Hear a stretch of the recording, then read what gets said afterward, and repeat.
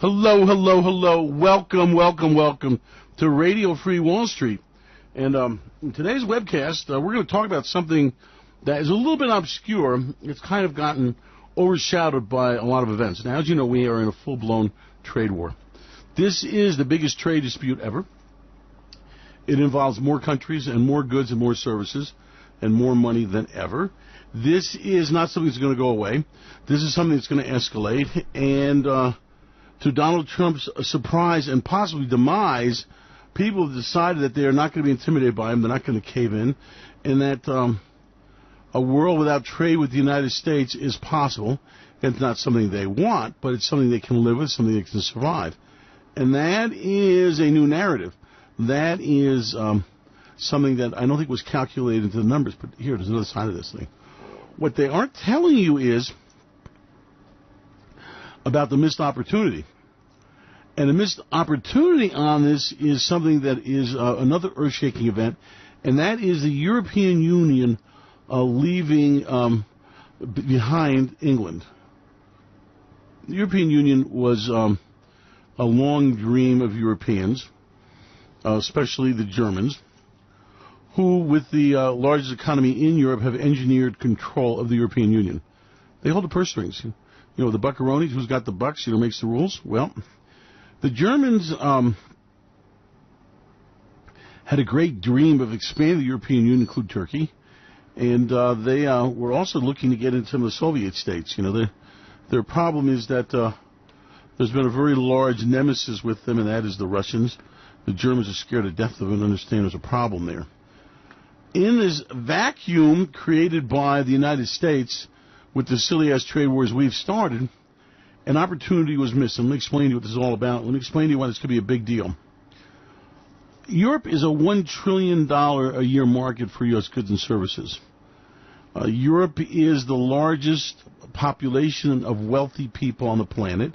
Population is larger than the United States, and in the banking system it has 2 to 3 times as much money as America's system has in it. So Europe is very, very wealthy. Now, the problem you have is that this bloc was designed to compete with America and ended up being staged between America and the Chinese, the two powerhouses. Right in the center sits Europe. And Europe has a very unique focus and a very unique position in that it's everyone's spoiler. And this huge bloc represents a great deal of money and economies that are not necessarily up to speed. Okay, in Europe you go from Portugal and Greece to countries that are behind things, all the way to the Netherlands and Germany, which are cutting-edge economies. If the truth be known, Germany is really the largest world's exporter, okay, and maintains a huge balance of trade surplus. Remember, they are the industrial powerhouse. It may be made in a factory in Mexico and have Ford Motor Company on it, but the welding machines, the robotics, the integration is German. And German machines basically build the world. And the German position is very, very strong. Now, you got this country called England, and they have fought war after war against each other, and they don't like each other. And England has been tired of the shit and is walking out of the European Union, despite all the blow and go and will she, won't she, she will. The problem is that Germany is going to make it hell on earth. As we speak, and for the last couple of years when the Brit exit was decided, the European Union has been busy passing regulations with the accent on making it impossible for England to maintain its dominance in finance and in banking and in trading, and to make it very, very difficult for them to actually, in fact, actually punish them. Now, the beauty of the situation is America could roll in there, do massive unilateral trade agreements with England, encourage Canada and Australia and other English-speaking countries to form a trade bloc, and with leadership even bring in Latin America. And that would have been a great offset to China's growing influence. Okay, now you got this thing called the TPP. The Trans-Pacific Partnership, which Donald Trump walked away from without even reading it, was a very important key to this thing. The TPP had the potential to completely change the dynamic and allow Europe and the United States to assert itself and compete with the growing Chinese sphere of influence. Well, that went up in smoke, and like is so often in the Trump presidency, it was not with a lot of thought, not with a lot of debate, and not with any kind of discussion or understanding of what was going on. Now there's another grave opportunity that's being lost, and that is one to deal with what is basically a trade war in the making between Britain and the European Union. And another vacuum there, another crisis. And because Donald Trump is so busy making enemies out of our friends and friends out of our enemies, that it's not being understood, and the advantage is being lost here. And we're kind of leaving England to twist in the wind. What a great position for America to be in at this point, to go ahead and take control of the Brit exit. Let the countries that want to leave the European Union know that they have a friend in America, and that they don't have to kowtow to the Germans. I can tell you the Spanish, the Italians, the Greeks would all love to leave the European Union. At some point they will, as the crack-up goes on.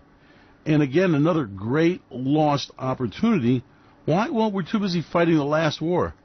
You're talking about the future of trade for the next 20 years here, and we're worried about steel, which is, kind of a leftover of another era, another time, another place. It's like we've passed. We're not going to worry about the Bronze Age either.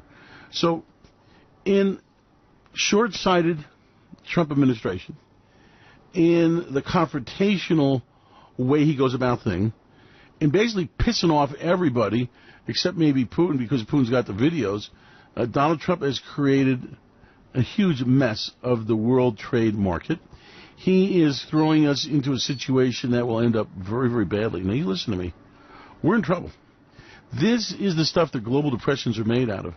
To go ahead and allow the world to become unglued over trade like he's doing is beyond asinine, okay?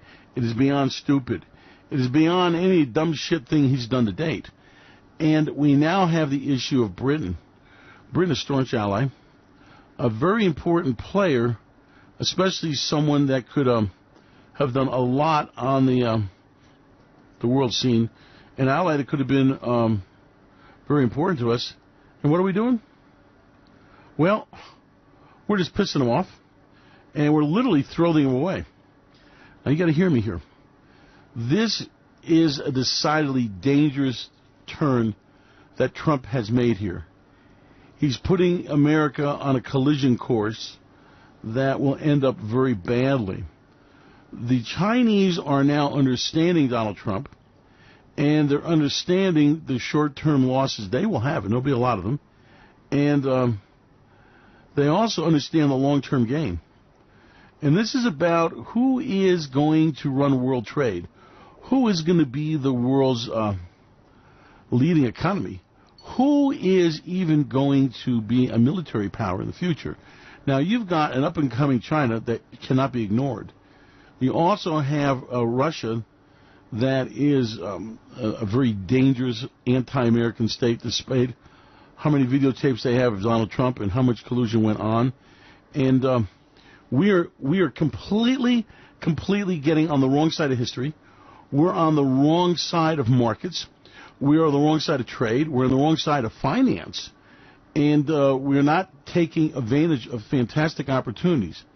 To peel Britain out of the European Union, to separate them from Germany and aid them in what's going to be an ugly, ugly situation, to go ahead and take half of Europe into American sphere of influence is a very important thing. It's like this NATO thing about paying dues. Well, they're not dues. They were just a percentage of GDP countries are going to spend on military, okay? And there's always a fudge factor there. That's opportunity. We have to understand that there is no army to stand up against growing Russia in Europe. There is no army, there is no military presence to stand up against China in the Pacific. Are you hearing me? And these are huge gaps in global defense, and these allow old enemies to reinvigorate themselves. I don't know if you understand that we are absolutely in trouble militarily, financially, trade-wise, politically, and how could we ever be so misfortunate to have someone who's totally misunderstanding his role as president, who's totally missing opportunities over stupid shit like steel and coal and aluminum? Give me a break. You know, they talk about America being, the country that feeds the world. Well, that's not true. Okay, you've got South America that is coming on strong. Okay, you've got Russia that is with climate change. And I don't mean man-made climate change, but just the normal cycle of weather that is able to have their grain harvest increase mightily. So we are not looking at the changing global landscape. We are not having anyone decisive enough to say, hey, we've got to get in front of the trade pacts that the Chinese are forming, okay? They are opening up an entire trade conduit that completely leaves out the United States. I mean, there's a big world of going on 7 billion people. And that world exists outside of the Americas and exists outside of Europe. And we are not understanding that trade is going to change dramatically in the next 10 years as emerging markets, emerging population centers come to the forefront, okay? We are ignoring the growth in India. We are ignoring the trade possibilities there.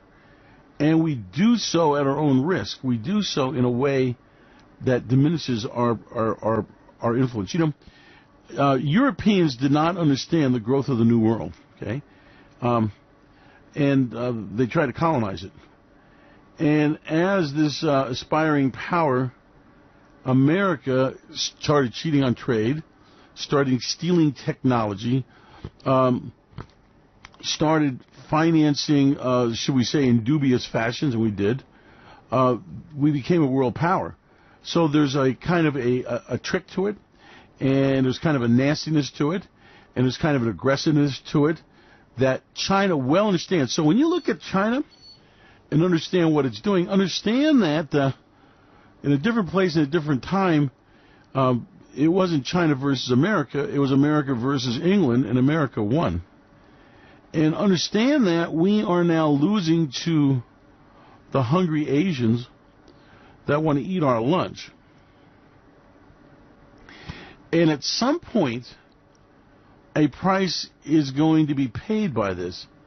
At some point, we are going to become diminished as a world empire, as a trading entity, as a financial power, and you're not going to like that reduced role one little bit. And we are, at some point, going to pay the price for stupidness. You know, you can be stupid. You know, I've said this. People ask me, well, if America's making so many mistakes, how does it possibly survive? And I've often said it's a tribute to how great America once was, that we can have so many douchebag, out-of-touch leaders and make so many stupid decisions and destroy our economy from within and still be a great nation. And that's because we were so great and so powerful. But you are living, and I know you feel this, you are living through the end of the American empire. You are living at the end of the greatest prosperity and world freedoms. China is not going to bring freedom to the world. China is not going to bring great prosperity. Okay, what is China's motive? They want to become a world power. They want to dominate the world. And they want to dominate the world in their image. And it's not one of freedom and independence, I can guarantee you. And you're not going to like the world they bring you. So we are throwing away our freedom. We are throwing away our honor. We are throwing away the great accomplishments of America in liberating the world and being a bastion for the oppressed. You know that? Remember all that bullshit they taught you in school? That's no longer the case, okay? We are now becoming the oppressor. We are no longer the hope of freedom for the rest of the world. We're ripping babies out of the mother's arms at our border on national TV and trying to flub dub it and explain it. This is the narrative. You know, if you understand PR, you understand projection of power, and you understand world opinion, it all counts, okay? Now, Donald Trump doesn't understand his reality TV show out of Washington, D.C., but he's placing America in the wrong way. We are no longer the bastion of leadership. We are no longer taking control of the agenda, be it in the Middle East or in Europe or in Africa or even in Mexico across our border. We cannot control the flow of drugs at our border. Believe me, China would not allow such a situation. We can't come up with an orderly immigration policy that works. Believe me, Russia's watching. We are making colossal mistakes in how we are moving into the new world dynamic. We are throwing away our lead in technology. We're throwing away our lead in science. We're throwing away our lead in space. We're throwing away our lead in financial markets and becoming this cumbersome, over-regulated beast that is totally dysfunctional. And unfortunately, with a man like Donald Trump in power, this situation's getting far worse, not better. Now, I urge you to understand that as empires collapse, there's great risk and there's great opportunity. And I'd like you to look at the opportunities a collapsing America presents. Okay, our stock markets were the mightiest in the world, okay? We now have formidable competition from the European markets.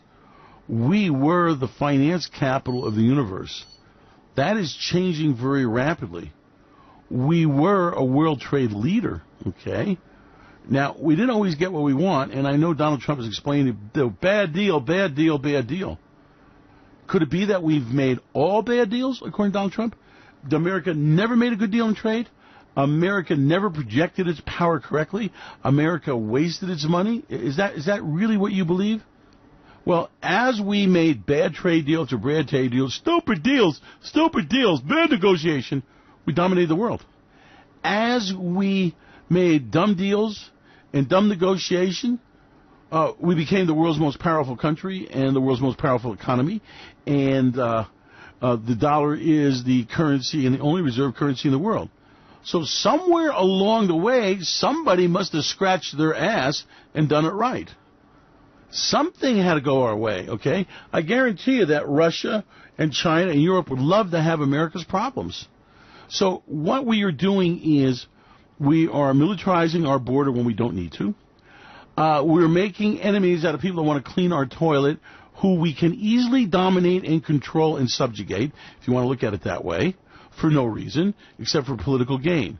We are whizzing out our entire blue-collar workforce because they see no hope for the future.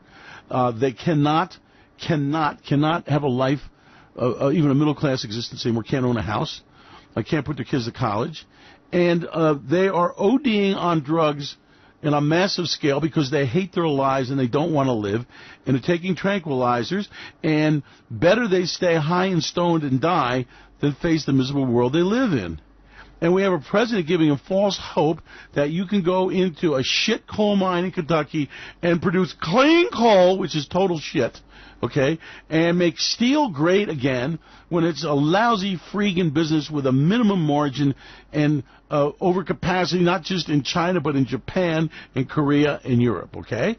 Now, somebody's got to unhook their head from Donald's ass and figure out that it's bullshit, total bullshit. Okay, it's ridiculous. I mean, we're going down a road where, the things that we do that we're great at and he wants to throw away, and the shit that makes no difference he is destroying. It is incredible what is going on here. And I can't be silent as you go, this is some dumb shit stuff. Okay, we're not going to go ahead and put condominiums on the beaches of North Korea. That is never going to happen. Okay, we are not going to be great again in steel, no matter what bullshit he wants to tell you. We are moving away from a coal economy, and the reality is that there's too much carbon in coal. Okay, we have natural gas, which is basically a carbon-free fuel that is just sitting here. With a little bit of development, we could become the natural gas leader of the planet. We own the stuff. We own the technology. And you got some jag-off idiot that wants to make an asshole of you so that he can pull ahead his agenda and become maybe America's next dictator. And he's making idiots out of the workers. He's making idiots out of the other politicians in the country. And no one's got a hairy set of balls to say, Donald Trump, you're full of shit. The Republican Party does not stand for this hatred. And we don't have immigrants that are raping, pillaging, and plundering. And we need these workers like every other country is. And we were chaotic in our policy. But now you're making, it's kind of like making a big shit into a little shit, and then you solve the big shit problem that you created. Well, we don't have a crisis at our border. We really, truly don't. We got to defend the border because they're not invading us, okay? The amount of crimes are minuscule. The reality is that it is not a human onslaught that is changing the country in any way. Okay, it is an immigration situation that just involves a system of temporary visas and work permits. The problems are very solvable if you unhook your ass from stage one, you get rid of the hatred and the bullshit, and you sit down and you negotiate without this art of the deal. I am the king, beating your chest with all this bullshit ego crap. Doesn't work. Okay? You can get with the Mexican government and solve this problem in a week. You can put together programs that encourage people to stay. You can put together a very favorable trade situation. And you can solve... Look, America's got a problem. Do you hear everybody running around going, we don't have enough people. We don't have enough people to hire. Well, yeah, you do. Yeah, you do. You know the only reason we don't have enough people? Because the people that were coming here to drive the trucks and take the shit jobs, okay, we don't let in anymore. So we created the problem. So when you talk about the workforce too small and shrinking, well, that's okay, because we are an aging population, and we have these younger populations that, you're not going to live forever. Somebody's going to live in your house. Someone's going to drive your car. Someone is going to spend your money, and it may not be you. So you better figure it out. And now the question is decide who. We only need to decide this as a country. So we are letting this asshole beauty pageant, you're fired, nasty, arrogant showman change the narrative and convince us of bullshit that just is not true. The man is the liar in chief. Okay? It's, I look the other way when he lied. Really, you got a president that is lying to you, but you can pick and choose when he's supposedly telling you the truth. Really, you have that magic? Hang on a second, sip fine.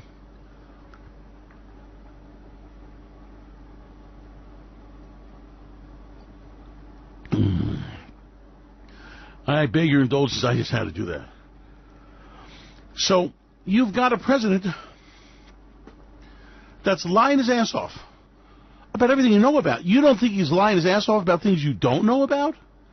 I mean, look at this North Korea thing. What has changed in North Korea? Oh, he hasn't filed any missiles in 4 months.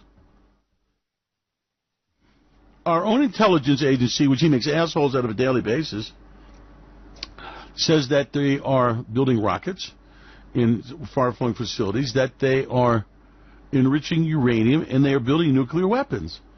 And Donald Trump did a mind meld and said he's a nice guy. Really. And the problem's solved. You are buying into that bullshit?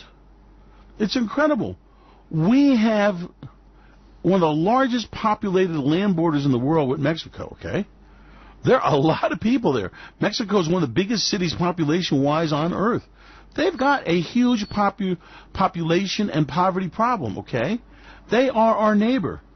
Does it not behoove us to understand that and maybe say, let's have mercy on them? They are really not taking jobs anybody in America wants. They are really not damaging our economy. They are really not creating a crime wave. That's all bullshit. They are no more guilty for drug addiction than moonshiners are for alcoholism. If you want to know the problem, look at yourself. Look at the people around you. They are the drug users. I mean, we are moving a whole population to people who are whizzed out on pot, okay? I mean, it's just a nation of just, huge pot users, okay? And the question I want to ask you is, where do you think that's going to end up, okay? How stoned and high do we really want the population in America? How far along this road do we go before we wake up and go, maybe we've got a drug problem in America, And it's not the drug cartels that are a drug problem, but our population. And maybe the reason why the population is completely stoned and wasted and ODing is because there's a direct correlation between the lack of real jobs that pay real money and a real life you can afford. Maybe we should look at the affordability. Now, this is not New York City junkies, and by God, I grew up with them on the streets all around me. I know what I'm talking about. This is a question of middle-class country kind of towns, factory towns, and why are they stoned and wigged out? Because they're giving up. Now let me tell you. I'm going to define evil is Donald Trump going to these poor people whose education has left them behind, whose technology is leaving them in the dust, who are not able to compete in the labor market. And is he telling him how it's some Mexican that wants to come scrub the toilet, or some trade deal with Europe on Mercedes-Benz, or the crap that comes here from China? Okay, instead of saying, no, that's not the problem. The problem is us. The problem is the way we did not educate our population. Now, I don't know if you've been through what your opinion of education is, but we are doing a grave disservice to people, the ordinary people in our populations. And we are preparing people to get out of high school for basically nothing, okay? Despite the bullshit, I've been to these schools. Well, we have a computer program. You go there, you go, yeah, these are some pieces of shit junk and they don't work, and you're not really teaching them anything. Who you shitting? Okay? So we've got an educational system that's failed. If you want to know what the problem in America is, it's Americans. If you want to know the problem in America, it's our leadership. If you want to think about this thing in a realistic way, you got to understand that we're doing this to ourselves. We are destroying our economy. No, it's not the fair trade. It's very common of all world dictators and maniacs like him. They want to make somebody else the problem. We aren't doing anything wrong. We're a great country, and we're going to be great again. When you hear that, I want to puke. What do you mean great again? What do you mean great again with a steel mill? And you know what I find so outrageous? You're sitting there and go, are people buying this shit? I mean, people are ready to riot over this guy. People are willing to go to war with each other. They can't even sit in a cafe and talk anymore. And why is it? Well, let me tell you why. Because if sane voices and rational people prevail, then the narrative doesn't work. It's like, Adolf Hitler. You've got to have the rah, rah, rah, and the saluting and the Sieg Heil and all that to make it work. You don't want to have people sitting down calmly thinking rationally about what they're doing or where this is going. And you're in such a situation in America that we are throwing away the very things that are making us truly great for shit that means nothing. We're making enemies of our friends so that Donald Trump can hide the fact that he colluded with the Russians and they've got the goods on him. I mean, come on. Now, listen to me. I don't give a shit. I left America a long time ago, and in self-imposed exile. Of course, Hillary put me on the no-fly list and a whole lot of other things. But anyway, the reality is that I guess I've learned that I don't have allegiance to countries. Now, I know you might think that's unpatriotic, but it's not. I think the allegiance is to yourself and to your principles. I think this patriotism can be used to manipulate people to do terrible things and enslave people, okay? Shouldn't your loyalty be first to yourself and to your family? To your loyalty should not be to God? Should your loyalty not be principles of right and wrong? I'm not loyal to a flag. I don't care about people kneeling. I don't want to hug the flag. It means nothing to me in that way. Is America truly the land of truth and liberty and justice for all? Or are you choking on those words?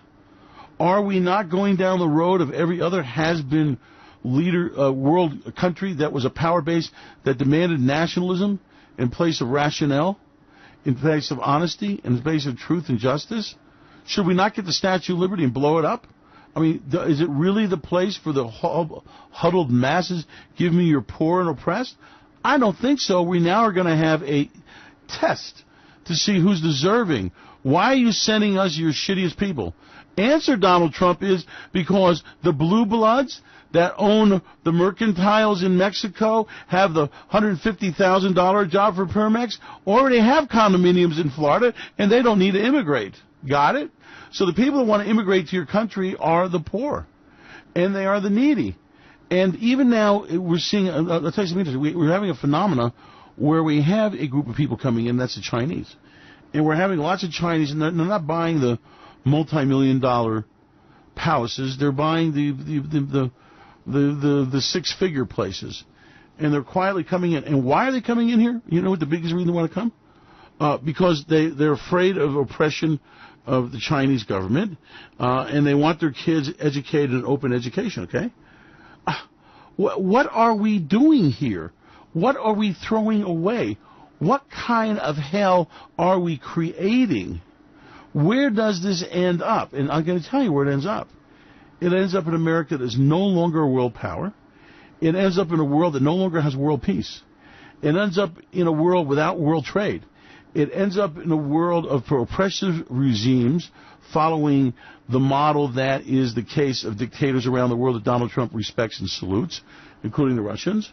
And it becomes a place where there is a big world of the haves who do whatever they want to population. Do we not have a drug industry that is raping, pillaging, plundering? Do we not have Monsanto and the genetically engineered seed companies and changing our foods and our proteins not representing a danger? Do we not have mega corporations, be it Facebook or the other ones, taking advantage of us? Do we not see an America that's getting very ugly? Do you feel more free than you are? Do you not have an NSA that if you fart in your bed records it? I mean, at some point, let's put down the patriotism flag and say, wait a minute. We don't have an obligation to the country. The country has an obligation to us. Ask not what America can do for you, but what you can do for America. Bullshit. I want to know what America can do for me. I want to know why I should give them my money, my talent, my expertise, and my life. And I want to know what they're going to do with it. Okay? So let's get around this left-wing socialist crap which Donald Trump expounds out of one side of his mouth when it's convenient for him, and ask the question of, should not a government be responsive to me? Should not a government have a health care system that works? Should not housing be affordable? Should not there be gainful employment? Should there not be a tax code that works for the little guy? Should not government be responsive to potholes and pedophilies and all the things we face? Okay, is that what you're finding? We have a police force that's busting kids having lemonade stands? Really? So you want to tell me about how great we are and thank you for your service? Fine. I'll buy into that shit. But it's a two-way street. Okay? And by demanding everything, government gives nothing. And is that not the road we're coming into? Is not government look, now, if you ain't done anything, you ain't going anywhere, you don't have anything, I guess this conversation is wasted on you. But that's not the group of people I'm talking to, okay? It's not government trying to take more and more from you. It's not government with a bureaucracy trying to stop you from making your businesses grow and compete so that the mega corporations that have the $1 million to spend on lobbyists can do it. Are not the banks screwing you to the wall with fees and loans and taking advantage of you in every way, shape, and form? Okay, if that's the world you see, then you have achieved enlightenment. And I say, do not throw your life away with Donald Trump rhetoric and bullshit, but wake up and realize that there is a grave attack on your freedom, on your money, on your mind, okay? And it's not necessarily the fake news, it's the whole combination of the thing. Everyone wants to reduce you to a blithering idiot. I mean, isn't that something that is pretty painfully obvious? So what I suggest is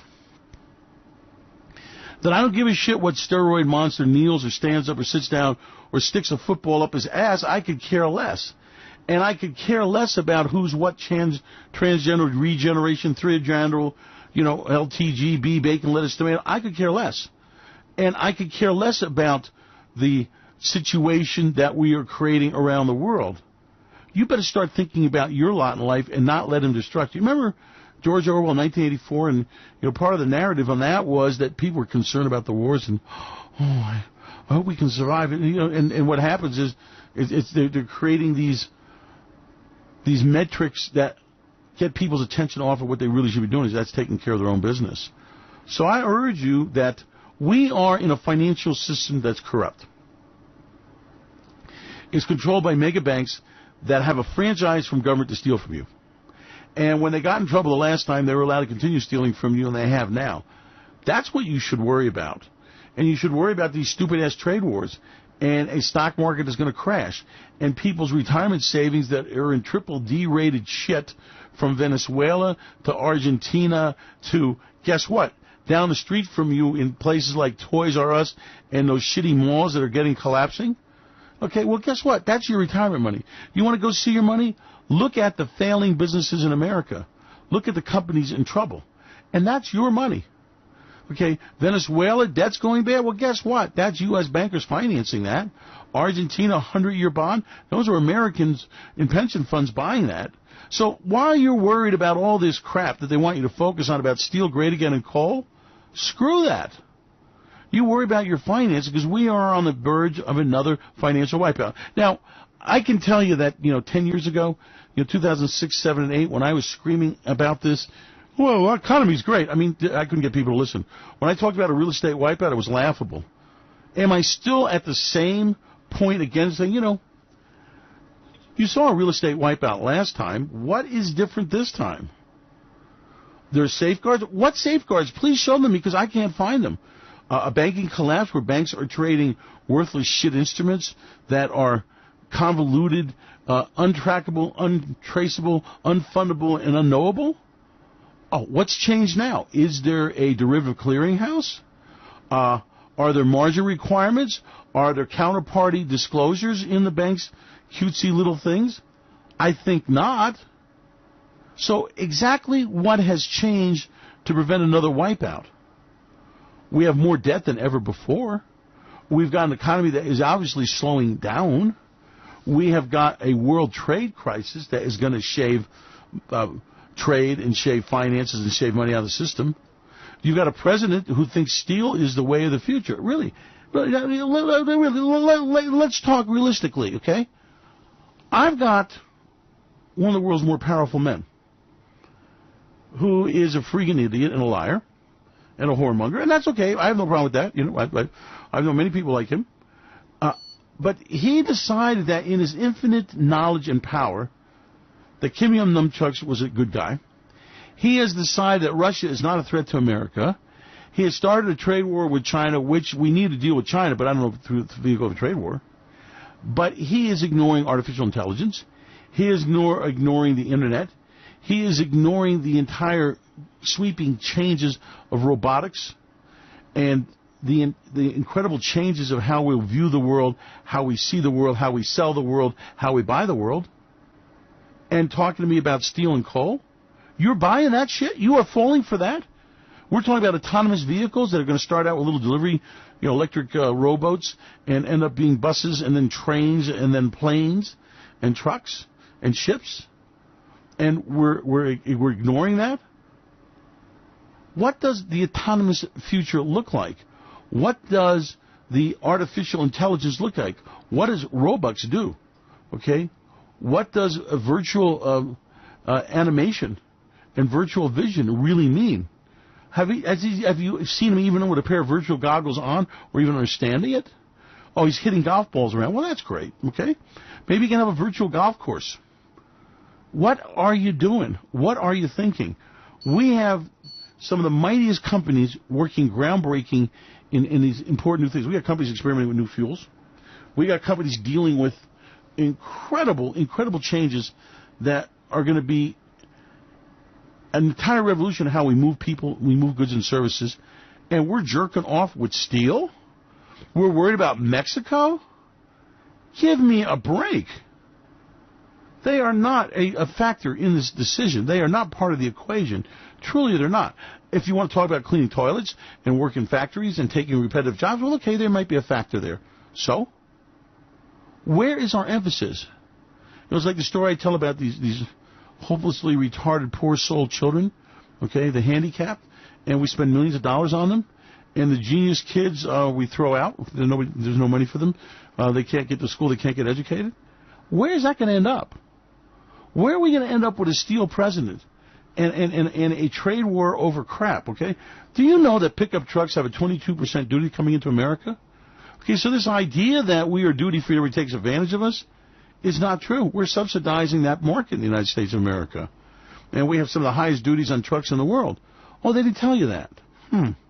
Well, if you look at the entire trade picture with Mexico, it's $300 billion less when you take in the service trades. Did they tell you that? So they're making an asshole out of you. The man is making a fool out of you. He wants to, it's just like Adolf Hitler. The boogeyman enemy is going to destroy your life. The reason why you're a screw-up is because of someone else's bullshit. If your life is screwed up, you screwed it up. Look, I know people in some of the most oppressive countries in the world. I know people that came from nothing, and they built fantastic lives with governments that want to take your money, with corrupt officials, okay? So don't give me that shit. Sure, there's regulation. Sure, it's destroying your business, but you are smart enough, I guarantee you, to get around it. I was in a conversation with a friend of mine today. I said, if you're smart enough to make your money, you should be smart enough to know how to keep it. And if you know how to make money and how to keep money, then you should understand how to make money through changing times. Okay, you can't be static in this thing. Well, I'm too old. No, you're not. You're not too old unless you're dead yet. Then you're too old. Okay, until then, you are a functioning human being, and you got to take control of your destiny. Now, I implore you that we are going back to another real estate wipeout. We're going back to, let me tell you something. I can tell you that in private discussions, for a fact, that the Federal Reserve understands that we have 5,000 banks, and that there's 3,000 too many, and they can't regulate that many. The numbers are too large, and that in this age of automated tellers and internet banking, we don't need that many institutions. They can't work. And I am telling you that the Federal Reserve is going to let 3,000 banks fail in the next wipeout. They are not going to bail them out. Now, a couple big ones that should be let go will not. But you're in for a major banking wipeout. I just gave you $1 million cash money in your hands. Hang on, Norman, with your green tea.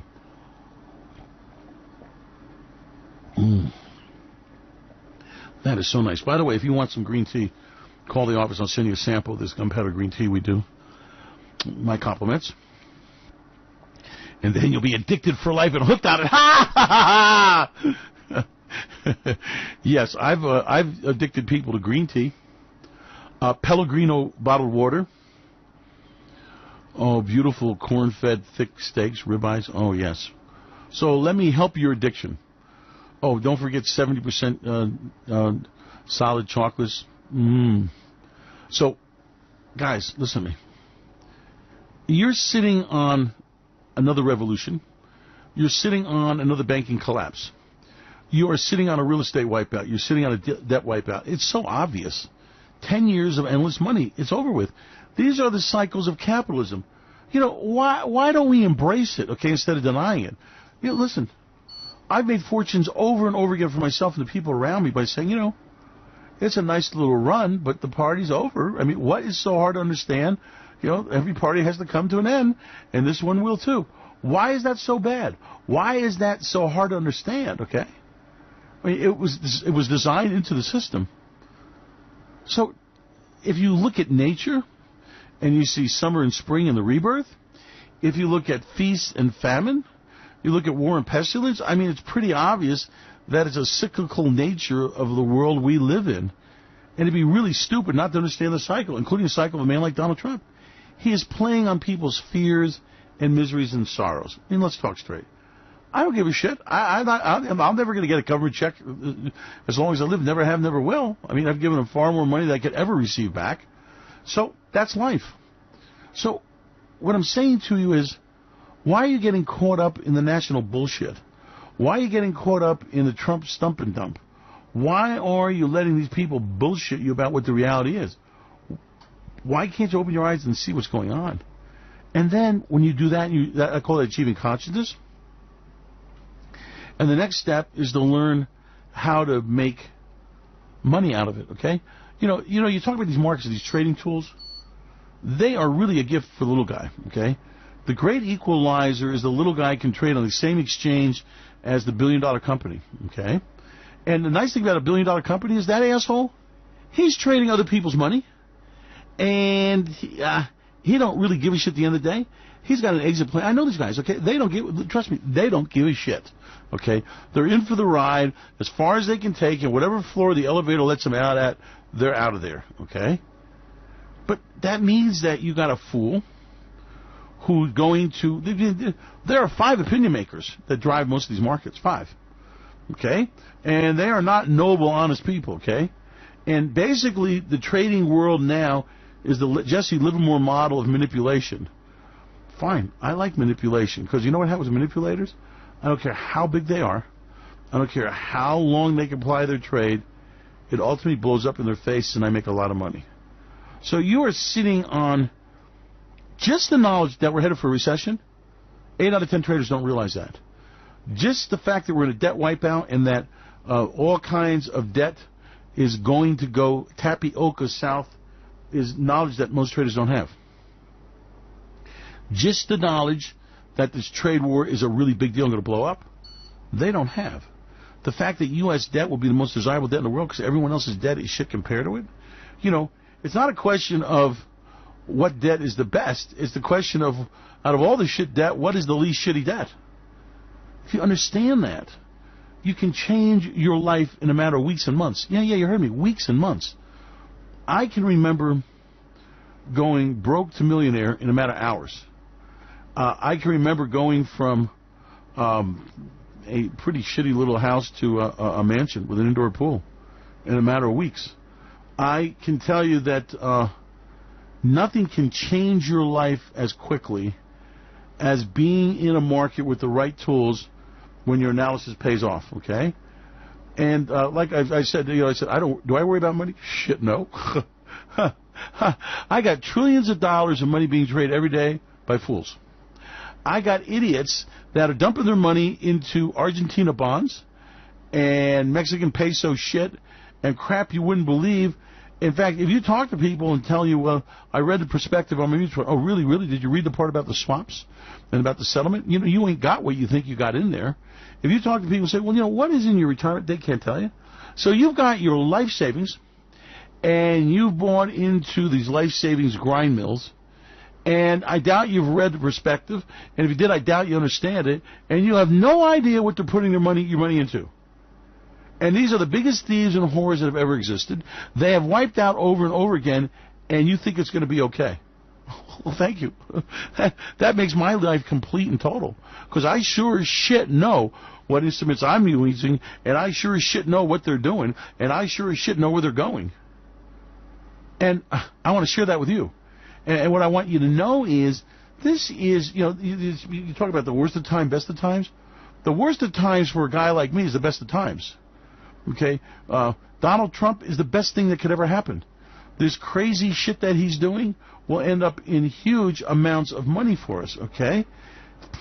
Look, you have an advantage. We can understand what's going on. You know the old story about the one-eyed man and the land of the blind? Well, you know, that's what you're looking at here. You're looking at some of the dumbest shit traders in the world. You're looking at some of the dumbest shit trading books. You're looking at people positioning themselves for what is impossible. Impossible. This is not going to end up well. This is going to end up in another wipeout. And you owe it to yourself to see what's happening here. Like I said, 2007, 8, and 9, here we go again. And this time it's going to be bigger and badder. And this time, you listen to me, they understand they can't bail it out again. And they understand 3,000 financial institutions, I'm talking about licensed, registered big ones, have got to fail. And we are going to change the entire map, okay? And this trade war, well, believe it or not, it's just what the doctor ordered. If Donald Trump was to be so stupid to take us out of trade relationships and make enemies out of our allies and have a friend, and not Jesus, but a friend in Russia, holy shit, Batman. I mean, Putin? Huh. You talk about a cold-hearted dude, nothing good's going to come of that. So you're talking about phenomenal opportunity. And you're going to let this pass by? I really, really implore you to understand that this whole English divorce in the European Union... Let's talk this way. If the European Union was really a legitimate union, and one that had a directive, and one that was not about domination by the Germans, you can say to Brits, well, okay, sorry you don't like being in the Union. Glad to see you go. Let's negotiate treaties and see what part of the Union you'd like to participate in. If you don't want to be part of our immigration union, that's fine. If you don't want to be part of Schengen, we understand that. Would you like to be part of our custom union? Okay, really. So why are you beating the shit out of them? Because it's a bullshit union. Okay? It is not about a union. It's not about customs and duty free. It's not about travel free. It's about who dominates who. It's about Germany controlling Europe. Now, once you understand that, then there's a lot of money to be made. Okay? The smartest thing the Brits can do, no matter what it costs them, is get out of the European Union now. Run. Okay? Because they will be vindicated when the European Union breaks up. Thank God they didn't give up the pound. Okay? That's the smartest thing that ever happened. Okay? And they were warned about it, and they listened to some pretty intelligent people and warned them that don't give up your currency. Okay? The European currency experiment has failed. The European border arrangement worked between the European countries. But when George Soros' agenda of letting in everyone... Now remember, on the one hand, I'm talking about immigration. You need controlled immigration, okay? And you need people that can come from cultures that are similar to yours. Uncontrolled immigration from Muslim countries, especially with Shia law, is a disaster unless they understand that it's not going to be Shia law and it's not going to meet the standards. And if you want that, go to Syria and practice your religion there. If you want to come to a place of tolerance and understand you can practice your religion subject second to our laws, in that the laws of Muhammad or Jesus or Buddha are not going to be number one. You know, we didn't create a theocracy. You know, we were very careful about that in America. Judges don't pull out the King James Bible and make decisions. Otherwise, you know, I guess we could put holes in our slaves' ears. And, I mean, if you read what the book tells you is allowed, it's not what's proper in the society nowadays. So, you are sitting on the biggest financial political crisis the country's ever seen. The financial crisis is not entirely of Donald Trump's making. It was 10 years of free money. But guess what? That free money's over with Donald Trump, without Donald Trump. The Fed is going to raise rates a quarter point every quarter. The yield curve is going to invert. That's enough to make you richer than your wildest dreams the rest of your life, okay? Now you go to secondary ones about the European Union collapsing, the euro wiping out, the pound's going to get pounded to shit, okay? That's worth a fortune to you. Now understand the stock market, which is a bubble, beyond any sense of evaluation, of true valuation, and that's worth a fortune to you. Now understand the debt market's a house of cards that's going to fall apart. By the way, we've been through, we've been through depressions and recessions. Okay, we will limp out of this thing like a wounded warrior, and maybe we'll have a chance of getting great again. The problem is that these cycles take decades. You're not going to go through a depression and then be able to ride the upside. That's not going to happen. You're not going to live long enough. Okay, the people who were adults during the Great Depression, by the time the markets recovered, they did not participate in that recovery. Okay, now if they were smart enough to understand the sell side of the markets, they did very well. Okay, and then they left a lot of wealth to their families in the future. But they didn't live long enough, okay? So these cycles that we're having here, this is your last train out. This is your last opportunity to amass great wealth in markets. The markets are not going to have as much money in it. They're not going to have as much movement. You're not going to have as many instruments. And believe me, they're going to curve these markets like you've never seen before, obviously. So if you're waiting for, to see how this works out, well, basically what's happened is you're going to sit in the bleachers instead of being a contender. You are going to sit on the sidelines instead of being a player. And, I've always said to people, it's like by the time the average person gets into a trade, the trade's over. Well, let me see if gold's going to go down. Well, then ride it all the way down. Go, it's down now. Well, yeah. Sell at the bottom and buy at the top. Why is that? Because they wait. They're not convinced. You've got to get into a market ahead of time, not after time. And this is a ahead of time market, okay? You got a market that's within a few percentage points of its all-time ridiculous highs. I mean, it is the greatest opportunity ever. A little bit of timing, a little bit of enhanced instruments, a little bit of thinking outside the box, and away you go. I mean, great wealth has always been, let me say this to you, the great wealth of the Rockefellers and the Kennedys and all the people you know of, it's always been created on the sell side, not on the buy side. And it's always been through enhanced instruments. I just thought you should know that. Now, by the way, the enhanced instruments existed from the time of Columbus, so it's not like it's something new or unknown. So, the British are about to get the shit beat out of them. America had a great opportunity to get involved in that and be a part of a whole new trading alliance, and we decided to walk away from it on stupid shit over what? Coal? Aluminum and steel? I have never seen anything more stupid in all my life.